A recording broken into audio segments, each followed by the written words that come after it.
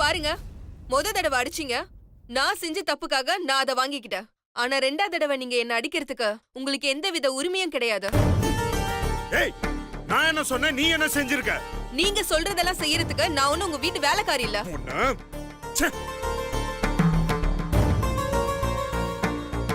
நான் தான் உன்கிட்ட ரொம்ப தெளிவா சொன்னல, வெளியில போய் இஷ்டம் இல்லைன்னு சொல்லுன்ட்டு.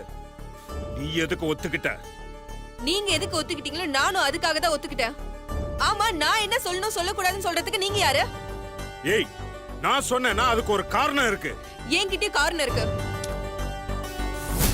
நான் இந்த கல்யாணத்துக்கு ஒத்துக்கலனா எங்க அப்பா அம்மா பாதிக்கப்படுவாங்க. எங்க அம்மா கஷ்டப்படுறதை என்னால பார்க்க முடியாது. ஓ, உங்களுக்கு மட்டும்தான் அப்பா அம்மா இருக்காங்களா? ஏன் எனக்கு இல்லையா? உங்களுக்கு ஒரு விஷயம் தெரியுமா? சுந்தர் மீனாட்சி கல்யாணம் நடக்காம போயிருந்தா உங்க குடும்பம் எவ்வளவு பாதிக்கும்னு எனக்கு தெரியாது.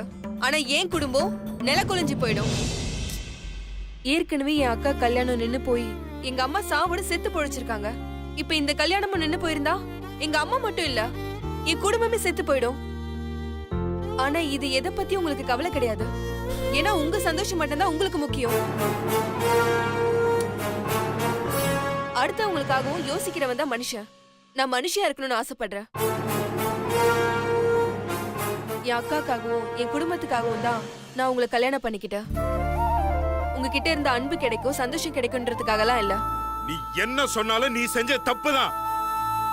உன் வாழ்க்கையை நீ அழிச்சுக்கிட்ட சரி, என் வாழ்க்கையை எதுக்கு சேர்த்து அழிக்கிற? என் கிட்ட இருந்து உனக்கு எந்த விதமான சந்தோஷமும் கிடைக்காது. எனக்கு எந்த வித சந்தோஷமும் கிடைக்காதுன்னு நல்லாவே தெரியும். உங்களை கல்யாணம் பண்ணிக்கிட்டா என் வாழ்க்கை போயிடும்னு தெரிஞ்சும் எங்க அக்கா வாழ்க்கை போயிடக்கூடாதுன்னு தான் நான் உங்களை கல்யாணம் பண்ணிக்கிட்டேன். எனக்கு எந்த வித சந்தோஷமும் இல்லாம போனாலும் எங்க அம்மா அப்பா அக்கா எல்லாருமே சந்தோஷமா இருப்பாங்க. எனக்கு அந்த சந்தோஷம் மட்டும் போதும். உனக்கு எது போதும் போதாதுங்கிற பத்திலாம் எனக்கு கவலை கிடையாது. மொத்தம் இங்க இருந்து வெளியில போ. என்னது? நான் இங்க இருந்து வெளியில போணுமா? நான் ஏன் வெளியில போணும்? வேணும்னா நீங்க வெளியில போய்க்கோங்க. இங்க பாருங்க, நாம ஒண்ணு இஷ்டப்பட்டு கல்யாணம் பண்ணிக்கல. நம்ம குடும்பத்துல இருக்கிறவங்களோட நன்மைக்காக மட்டும்தான் கல்யாணம் பண்ணிக்கிட்டோம். அது உங்களுக்கும் தெரியும், எனக்கும் தெரியும். அதை புரிஞ்சு நடந்துக்கோங்க. இப்ப நான் வெளியே போனா நம்ம ரெண்டு குடும்பமே பாதிக்கப்படும். அவங்களுக்காக தான் நம்ம கல்யாணமே பண்ணிக்கிட்டோம். அவங்க வருத்தப்படாம இருக்கிறதுக்கு நம்ம என்ன செய்யலான்னு நீங்களும் யோசிங்க, நானும் யோசிக்கிறேன்.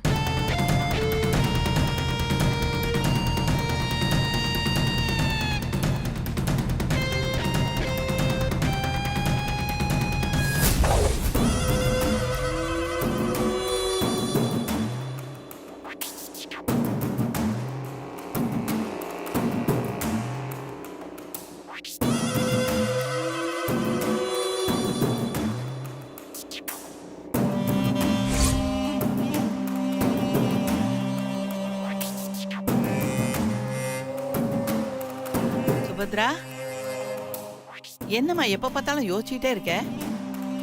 ஏமா, உன்னைத்தான் கூப்பிடுறேன். என்ன சொல்லி என்ன பிரயோஜனம்? எதுவும் நம்ம கையில இல்ல சுபத்ரா. ஏதோ நடந்தது நடந்து போச்சு. இனி நடக்க போறது என்னன்னு பொறுத்திருந்து பாப்போம். இது வரைக்கும் நடந்தத நாம பாத்துட்டு இருந்தோம். இனிமே நடக்க போறத மத்தவங்க பார்க்க போறாங்க. அப்படின்னா இனிமே சக்தி, மீனாட்சி இவங்க 2 பேர் ஜாதகத்திலயும் நடக்க போற ஒவ்வொன்னையும் நான் தான் முடிவு பண்ண போறேன். இதுக்கப்புறம் அவங்க வாழ்க்கையில எது நடந்தாலும் அதுக்கு காரணம் நானா தான் இருக்க போறேன். ஆனா நான் தான்னு யாருக்குமே தெரியாது. அப்படி நீ என்னதாம்மா பண்ண போற? பொறுத்திருந்து பாருமா. அம்மா அம்மா அம்மா, ஏய் ஏய் ஏய் ஏய் ஏய், யார் நீ? அதான் வாசல்ல காலிங் பெல் இருக்குல்ல, அத அடிச்சா நாங்க யாராவது வந்து என்னன்னு கேட்க போறோம். நீ ஏன் உள்ள வந்து அம்மான்னு கூப்பிடுற? அம்மா, யார் நீ? எதுக்கு உள்ள வந்த? நான் தான் வர சொன்னேன். நீ தான் வர சொன்னியா?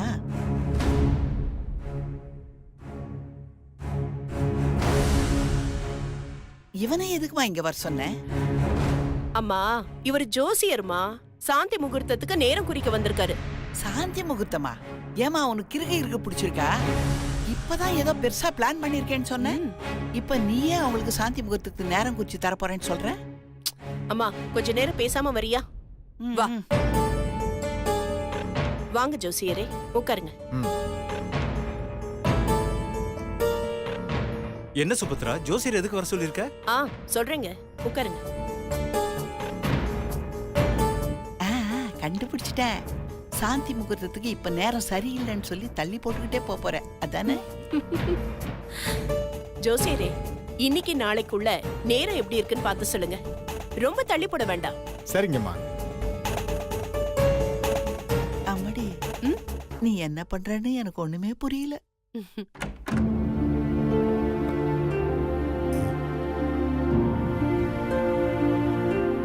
என்னது இது?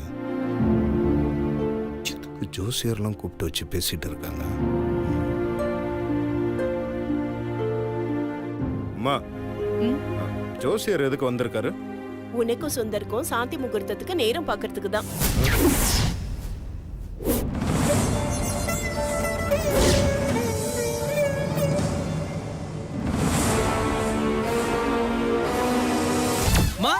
என்ன கூப்பிட்டீங்களா? எதுவும் விசேஷமா வீட்ல? இவனுக்கு இருக்கிற அவசரத்துல நம்மள படுத்துறாங்க. ஏண்டா, உன்னை வேற கூப்பிடணுமா? சுபத்ரா, நீ வேலைன்னு கூப்பிட்டா வர்றதுக்கு 2 மணி நேரம் ஆக்குவான். இப்ப சாந்தி முகூர்த்தம்னு சொன்னதும் ஒரு செகண்ட்ல வந்து நிக்கிறான் பாரு.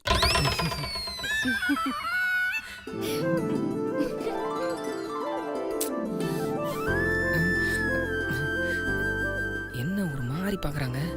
அம்மா, இவர் பாக்குறதுக்கு ஜோசியர் மாதிரி இருக்காரு. எதுக்கு வந்திருக்காரு? ஒண்ணும் தெரியாத மாதிரி நடிக்காதடா. பாட்டி, என்ன பாட்டி? ஓ மேல சத்தியமா? வேண்டாண்டா, பொய் சத்தியம் பண்ணி என்ன சாகடிச்சிடாத.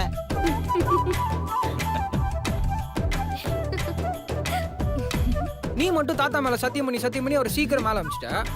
நான் சத்தியம் பண்ணா மட்டும் இப்படி கோச்சுக்கிறேன். சரி விடு, இனிமே நான் மேல சத்தியமே பண்ண மாட்டேன். அம்மா, இந்த ஜோசியக்காரர் எதுக்கு வந்திருக்காரு?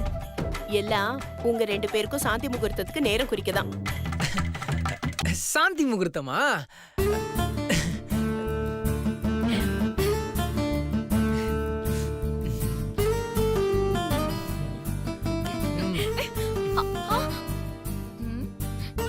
நடக்கட்டும்.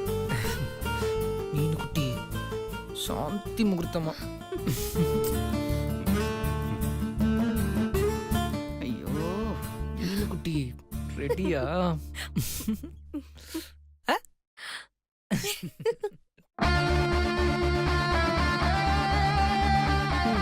ஜோசியரே, நீங்க நல்ல நேரம் பார்த்து சொல்லுங்க. சரிங்கம்மா. நல்ல நேரமா?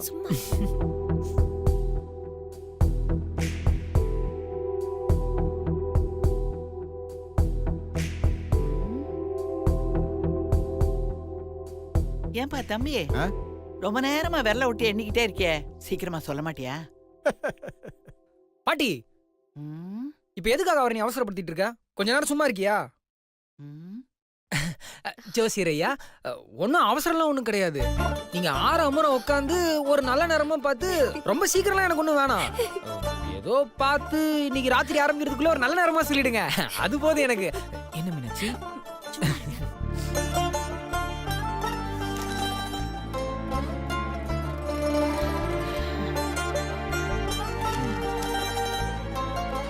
இன்னைக்கே நாள் நல்லாதாம்மா இருக்கு.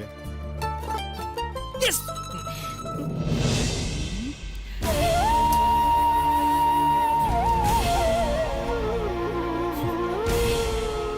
ராத்திரி 9:10 நல்ல நேரம்.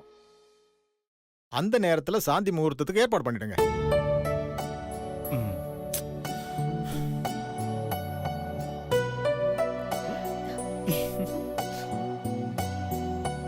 அப்ப நான் கிளம்புறேன். ம் சரிங்க. ஏங்க ஆ. ம். இந்தாங்க. நான் வரேன் சார். ஆ. பா என்னப்பா இவர் லேட்டா குடிச்சு கொடுத்துட்டு போறாரு? கரெக்டான ஜோசியர் தானே? விசாரிச்சிங்களா? டேய் சும்மா விளையாட்டு தானெல்லாம் பண்ணாதடா. விளையாட்டா? அனு மாமா நீ போய் 2 பேரும் ரெடி பண்ணுமா. ஆ அப்பா சக்தியை வேணா அனு ரெடி பண்ணிட்டும்பா. மீனாட்சிய நானே ரெடி பண்ணிடுறேன்ப்பா. இதுக்கு எதுக்கடா ஜோசியரை கூப்பிட்டு நாள் குறிக்கணும்? அதெல்லாம் நாங்க பாத்துக்கிறோம் மாமா. முதல்ல நீங்க ரெடி ஆகுற வழிய பாருங்க. இப்ப நான் ரெடி ஆகணும் அவ்வளவுதானே? ம். எப்படி? ஆஹா.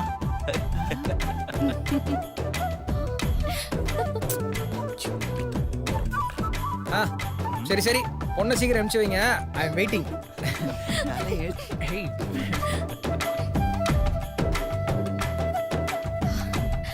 அனு, ஆ? நான் போய் ஃபேஸ் வாஷ் பண்ணிட்டு வந்துடுறேன். நீ போய் சக்தியை ரெடி பண்ணு.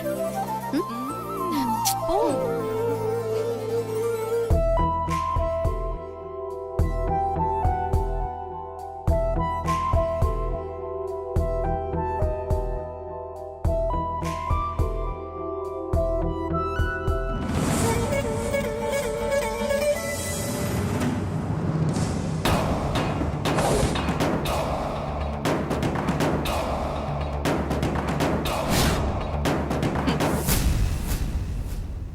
அத்தை போங்க. நீங்க மட்டும் இங்க உட்காந்துட்டு என்ன பண்ண போறீங்க? போய் பொண்ணுங்களை ரெடி பண்ணுங்க. சின்ன பசங்க அவங்களுக்கு என்ன தெரியும்? போங்க அத்தை. ஆ, போறேன் போறேன். சுபத்ரா இன்னைக்கு தான் எனக்கு ரொம்ப சந்தோஷமா இருக்கு.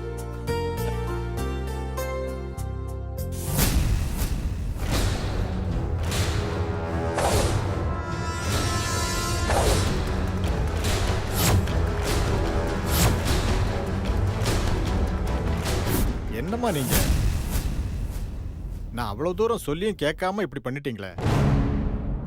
இப்ப வந்து நீங்க என்கிட்ட கேட்டீங்கன்னா என்னால என்ன பண்ண முடியும்?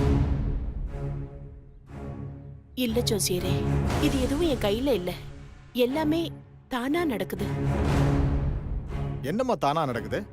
புள்ளைய பெத்த அம்மா நீங்க. உங்களை மீறி அப்படி என்ன அவசரம்? நீங்க விஷயத்த சொல்லி தடுத்துக்கலாமே. சரி ஜோசியரே, நடந்தது நடந்து போச்சு. இதுக்கு பரிகாரம் இருந்தா சொல்லுங்களேன். அம்மா, பரிகாரம்லாம் நம்ம மன திருப்திக்காக செய்யறதுமா. எதுவும் நடக்காம இருந்தா பரிகாரம் பண்ணதால சரியாயிடுச்சுன்னு சொல்லலாம்.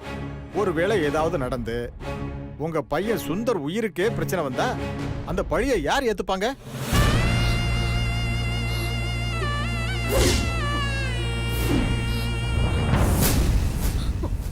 சரிம்மா, உங்க இஷ்டம். நான் சொன்ன பரிகாரத்தை செய்யுங்க. அதுல ஏதாவது நல்லது நடக்குதான்னு பாப்போம். ம். இந்த பரிகாரத்தை பண்றதும் பண்ணாததும் உங்க இஷ்டம். அப்ப நான் கிளம்புறேம்மா. ஜோசியரே, இந்த விஷயம் வீட்ல யாருக்கும் தெரிய வேண்டாம். சரிங்கம்மா, அப்படியே ஆகட்டும். ம்.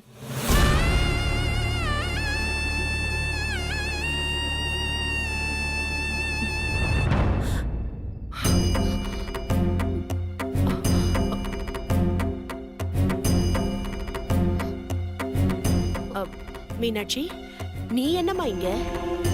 என்னத்த ஜோசியர் என்னென்னமோ சொல்றாரு. என்ன விஷயம்? ஆ, அதெல்லாம் ஒண்ணு இல்லம்மா. அத்தை, ஏதாவது பிரச்சனையா? சொல்லுங்க அத்தை. சச்சே, நீ என்னம்மா பிரச்சனை அது இதுன்னு பேசிட்டு இருக்க? அதெல்லாம் ஒண்ணுமே இல்ல. நீ போய் ரெடியாவு. எல்லாத்தையும் அத்தை நான் பாத்துக்கிறேன். ஏன் உயிரை கொடுத்தாவது உன் புருஷன் உயிரை நான் காப்பாத்துவேம்மா. அத்தை, உயிரை கொடுத்து காப்பாத்துவேன்னு சொல்றீங்கன்னா ஏதாவது பெரிய பிரச்சனையா தான் இருக்கும். அத்தை, என்னன்னு சொல்லுங்க அத்தை. எனக்கு ரொம்ப பயமா இருக்கு அத்தை. ஏற்கனவே கல்யாணத்தை பேசி முடிக்கிறதுக்குள்ள 1008 பிரச்சனையை தாண்டி வந்தாச்சு. அத்தை, என்னால ஏதாவது பிரச்சனையா? என்னம்மா நீ என்னோட மருமக. உன்னால ஒரு பிரச்சனையும் இல்லம்மா. இது பாரு, நீ மனச போட்டு குழப்பிக்காத. நல்ல நேரம் முடியறதுக்குள்ள நீ போய் சாந்தி முகூர்த்தத்துக்கு ரெடி ஆகும். இல்ல அத்தை, நீங்க எதையும் என்கிட்ட மறைக்கிறீங்க. உங்க முகமே அதை சொல்லுது. ப்ளீஸ் அத்தை, என்ன பிரச்சனைன்னு சொல்லுங்க அத்தை, ப்ளீஸ்.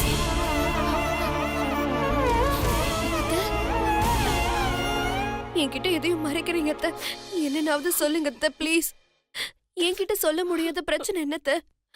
ஜோசியர் வேற ஏதோ சுந்தரோட உயிருக்கு ஆபத்துன்னு வேற சொல்றாரு. எனக்கு ரொம்ப பயமா இருக்கு அத்தை. ப்ளீஸ் அத்தை, என்னன்னு சொல்லுங்க அத்தை. அத்தை, எதுக்கு இப்ப அழறீங்க? அத்தை, ப்ளீஸ் அத்தை, எதுக்கு நீங்க அழறீங்க? உன்ன மாதிரி ஒரு தங்கமான மருமக காலம் பூரா இருக்கணும் தாம்மா எனக்கும் ஆசை.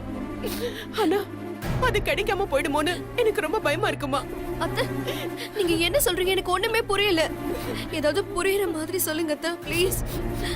கிட்டத்தட்ட ஒரு வருஷமா யார்கிட்டயுமே சொல்லாம ஒரு பெத்த தாயா எனக்குள்ளேயே போட்டு தவிச்சிட்டு இருந்த விஷயத்த நான் உன்கிட்ட சொல்றேம்மா.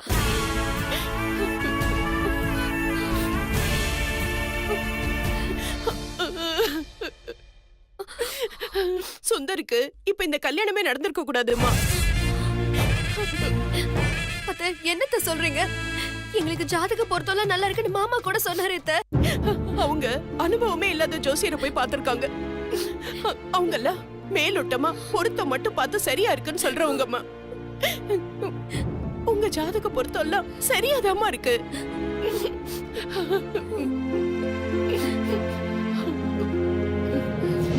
ஆனா சுந்தருக்குதான் அவன் ஜாதகத்துல ஒரு கண்டம் இருக்கு. ஏற்கனவே சுந்தர் சூசைட் பண்ண ட்ரை பண்ணப்போ நான் இந்த ஜோசியரை தான் வர வச்சு பார்த்தேன். அப்ப அவர் சொன்னது எனக்கு அப்படியே தூக்கி வாரி போட்டுடுச்சு.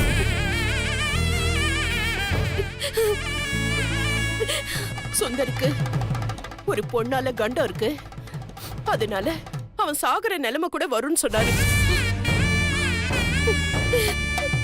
நானும் அவன் சூசைட் ட்ரை பண்ணதா சொன்னேன். அவர் சிரிச்சுக்கிட்டே அது முடிஞ்சு போன கண்டம்மா, இனிமேதான் அவனுக்கு பெரிய கண்டமே ஆரம்பிக்குதுன்னு சொன்னாரு. அவனுக்கு 27 வயசு வரைக்கும் அந்த கண்டம் இருக்கு. அது வரைக்கும் அவனுக்கு கல்யாணமே பண்ண வேண்டாம்னு சொன்னாரு.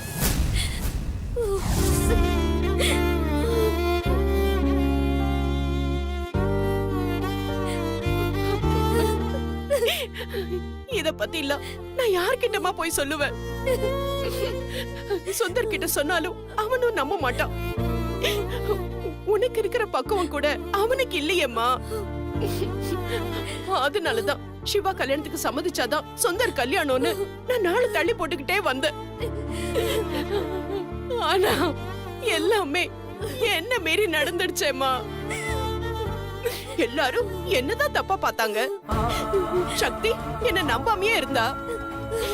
இவ்வளவு என் பையன் சுந்தரே என்ன விரோதியாதாமா பார்த்தா. நீயும் உன் குடும்பமும் கூட அதத்தானே நம்பினீங்க. ஆனா இதுக்கெல்லாம் பின்னாடி என்னோட தாய் பாசம் மட்டும்தாமா இருந்துச்சு. சிவாவுக்கு பொண்ணு பாக்குறது அது இதுன்னு சொல்லி கல்யாணத்தை 6 மாசம் தள்ளி போடலான்னு இருந்தேன்.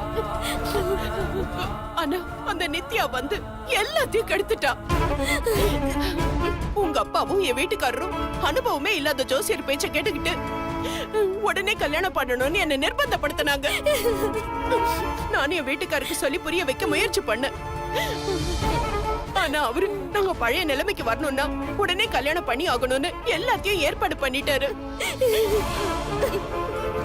கல்யாணத்துக்கு முன்னாடி குலதெய்வ பூஜையில தீ பிடிச்சப்போ நான் ரொம்பவே ஷாக் ஆயிட்டேன். எங்க சுந்தரிக்கு ஏதாவது நடந்துருமோன்னு பயந்துகிட்டே இருந்தேன். அந்த கொடுமையெல்லாம் பார்க்கவே கூடாதுன்னு தான் நான் சாகறதுக்கு போனேன். அப்பதான் சக்தி வந்து என்ன காப்பாத்திட்டா. அப்ப கூட அவகிட்ட என்னால உண்மையை சொல்ல முடியல. எப்ப என்ன நடக்குமோன்னு ரொம்ப பயமா இருக்குமா.